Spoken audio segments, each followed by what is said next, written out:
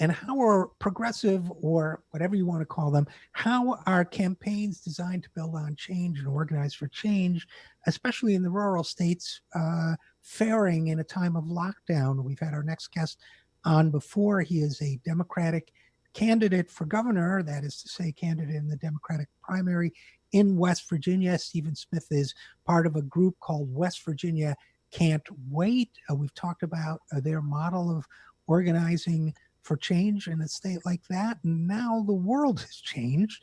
So we want to have him back to talk about that as well. So, Stephen Smith, welcome back to the program. Thank you so much for having me. I'm glad to be here. Well, we're glad to have you.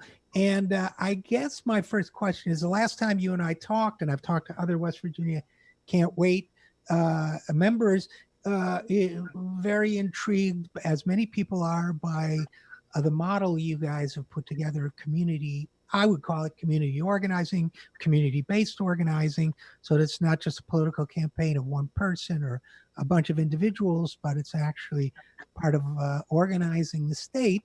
Um, and I think that's very interesting. The last time you and I talked, the pandemic hadn't happened. So I guess my question number one for you is, how are you guys working on adapting that model to one where you can't go out and have a neighborhood meeting, community meeting in a township or village? How's that? How are you guys adapting?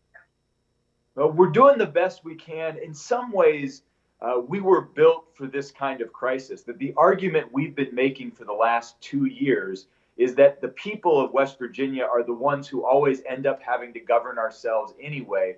So we should put ourselves in charge. And that's especially true during a crisis, right? You look at any crisis in West Virginia history, and there are lots of them, it follows the same patterns. The working people of the state realize what's going on before the good old boys club do.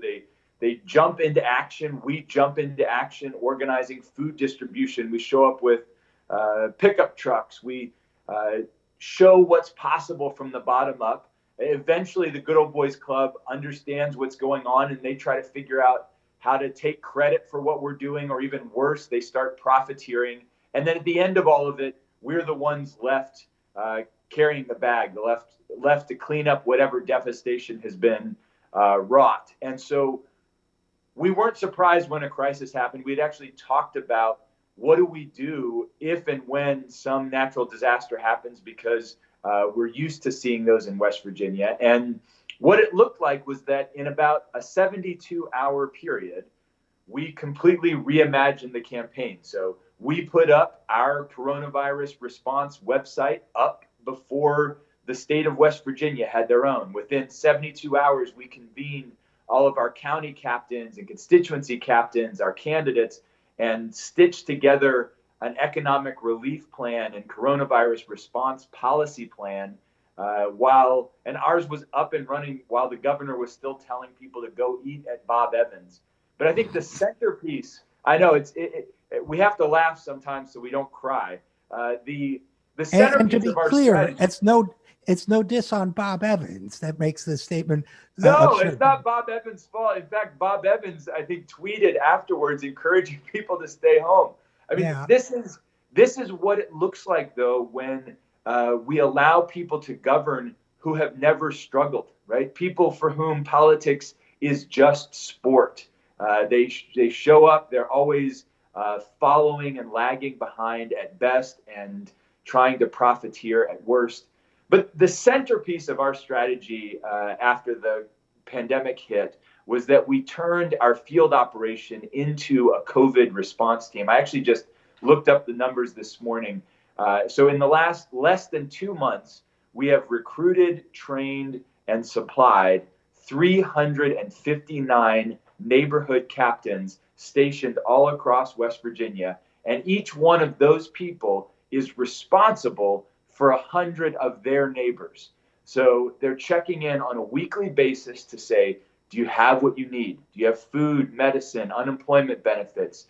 Do you need help getting your absentee ballot? That it's an old-fashioned community care organization built inside of a political campaign.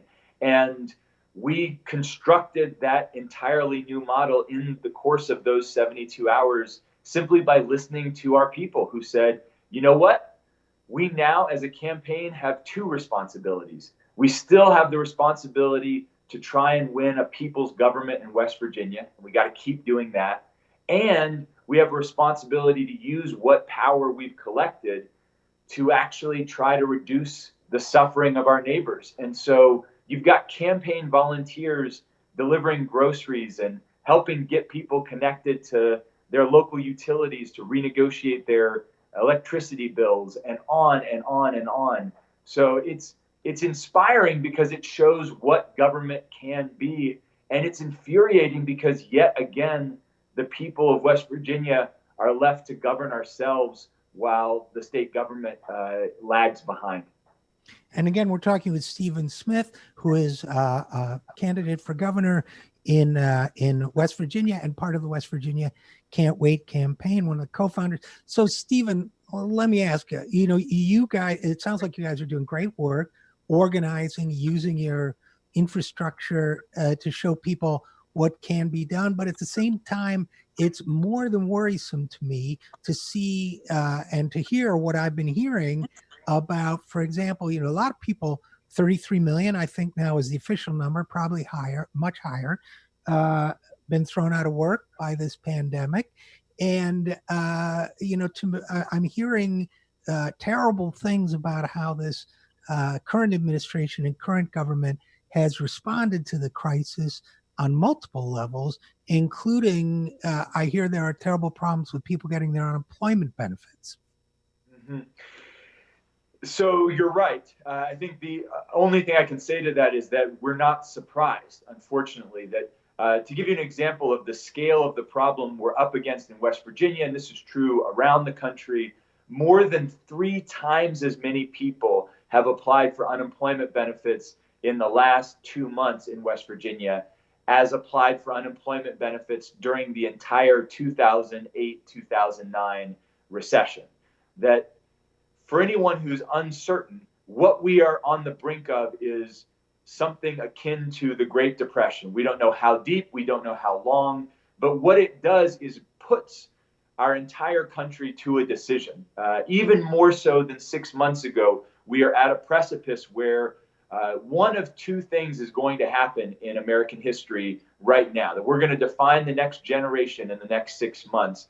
Either we are going to have a lurch towards increasing authoritarianism and fascism and division, or we are going to pull ourselves up into a new era of populism, multiracial, bottom-up populism, where we start to, in a more fundamental way, reorganize society. Because here's the thing, here's the lie that's being told, and it's being told at the national level, it's being told in West Virginia.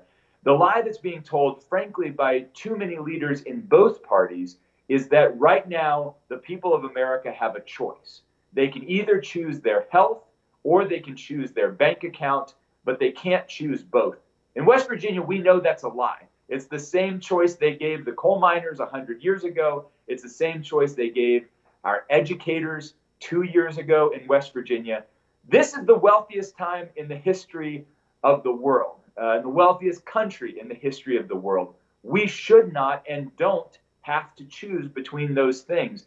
But over and over, you see mostly Republicans saying, you better choose your bank account and get back to work, even if it kills you. And you see Democrats saying, you better choose your health.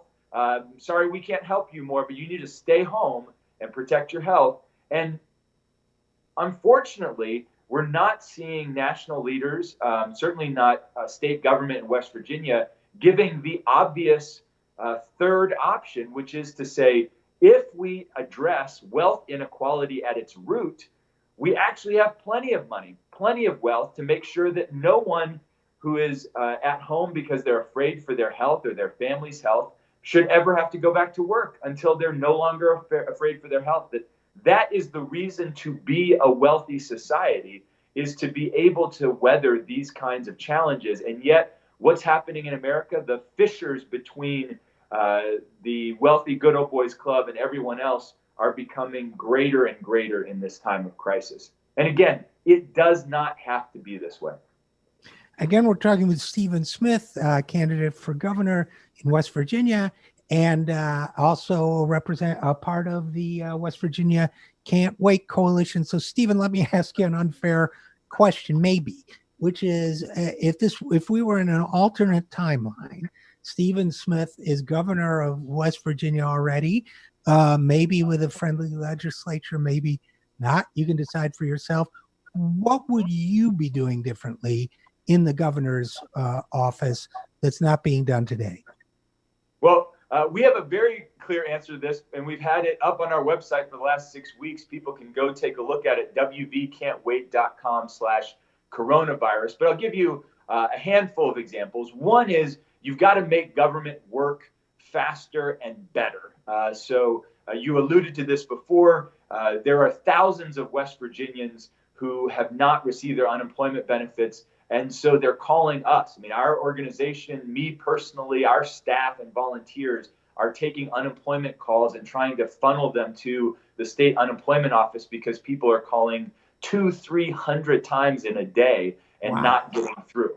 So that's one. And that is something you can do. That's a matter of political will. It's just that our governor does not have that political will. You can also do what some states are doing, which is to call upon the reserves of state government to make sure those payments are getting out as fast as possible rather than allowing yourself to be slowed down by the federal government. So part of the answer is to have a government that's more effective. Part of the answer is to start now. Now, if we were in office, we would have started years ago. But if we were just put into office as the pandemic came about, we would use it as an opportunity to redistribute wealth so that everyone can be okay. And in our platform already, even before the pandemic, we had more than a dozen measures to shift wealth and land and taxes back towards the people of West Virginia instead of what we see over and over in American history and in West Virginia history, which is sending our wealth away from West Virginia.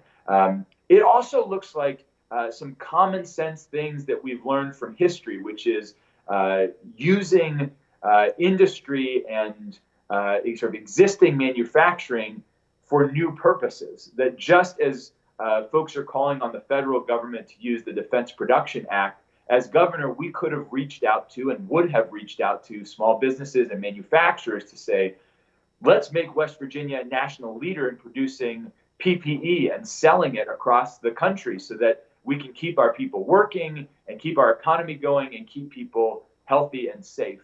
And then on top of all of that, what you want from a government and a governor, we think, is to tell the story of what's really happening on the ground. And we're actually able to do this in a small way in campaign mode. 5 or 6 nights a week at 8:30 p.m., I go live on Facebook, and we try to tell the story of what's really happening. So instead of just having a bunch of politicians and bureaucrats wagging their finger at the West Virginia people, what we do is bring onto our show frontline workers and union members and people who are making masks and working class candidates to tell the story of what's really going on in West Virginia. And if we were in government, we'd be doing the same thing. Earlier this week, for instance, we had a guest on our show who is a current inmate in North Central Regional Jail in West Virginia, talking about conditions inside the jail. That's exactly what we would be doing if we were in office. We would just have the power to then take action on those injustices in the moment. So that's what we would be doing differently. It's not rocket science. It's exactly what West Virginians are already doing in the absence of leadership from our government. So you think, I've just got to come, you answered one of my questions about the politics of the situation and adapting to not being able to knock on doors and shake hands and all that stuff.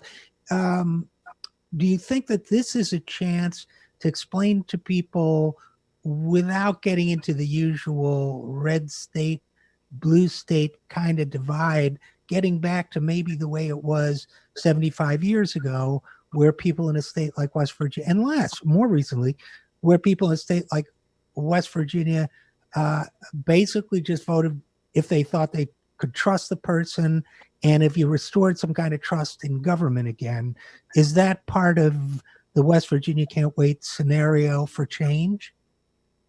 I think in some ways it is. I don't want to overplay the moment. Right now, the moment people are having is panic and desperation. So Mm-hmm. I don't think our message changes that much. I don't think that people are waking up to some new reality. I think people are reminded at how ineffective government is, which on the one hand is an argument for why people would get involved in our campaign to try to rebuild it. But it also frankly makes it harder for us to make the case because people are seeing daily how ineffective government is.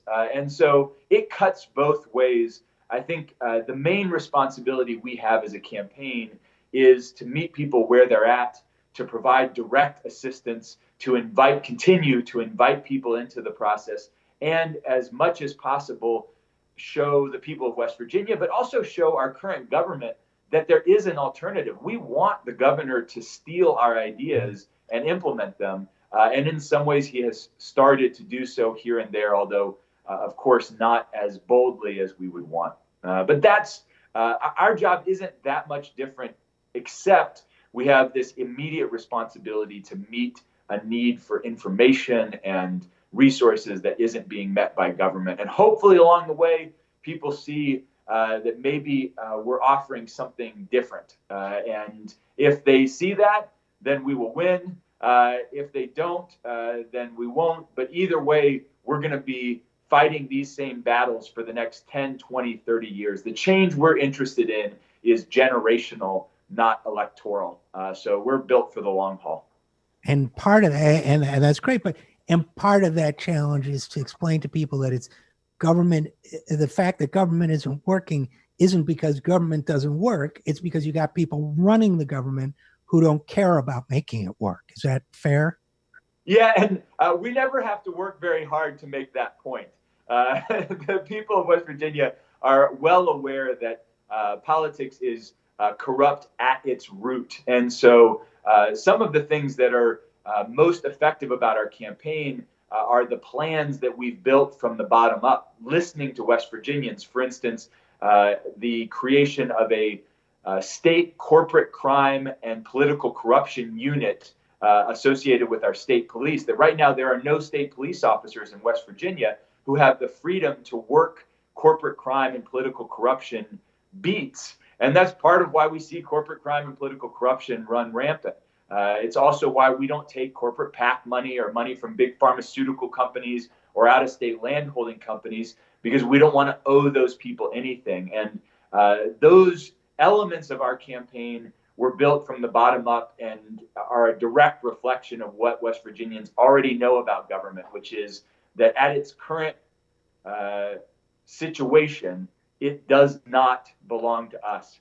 I think the other big surprise in all of this for us is just that this is working, that what we're doing is not some outsider attempt to build a theoretical model for government. What we're doing is winning a primary campaign. The latest polls have me up by 3 percentage points over two Democratic candidates for governor who are nice guys who've been in politics and political office longer than I have, but who aren't offering the same kind of bottom-up reimagining of society. And we're winning. We're winning in the fundraising race over our billionaire governor and millionaire opponents. That we're showing not just that this is a good idea, but that it's a winning idea. And for anyone around the country who's watching and wants to learn more about what we're doing or to pitch in, I encourage people to get in touch with me directly. My phone number is 304-610-6512. My email is steven@wvcan'twait.com. And you can find us online at wvcan'twait.com or at wvcan'twait. Everything in our campaign is branded around the name of the movement, not the name of any one of us 93 candidates running under it. Well, you just saved me asking my last question. So, Stephen Smith, Democratic candidate for governor, part of the West Virginia Can't Wait coalition. Thank you for a very interesting campaign that we'll keep following closely and organizing campaign as well. And thank you again for coming on the program. Terrific. We've got 1 month left, so we could use as much help as we can get. I hope to hear from folks who are interested in trading ideas or getting more involved. Thanks so much for having me on again.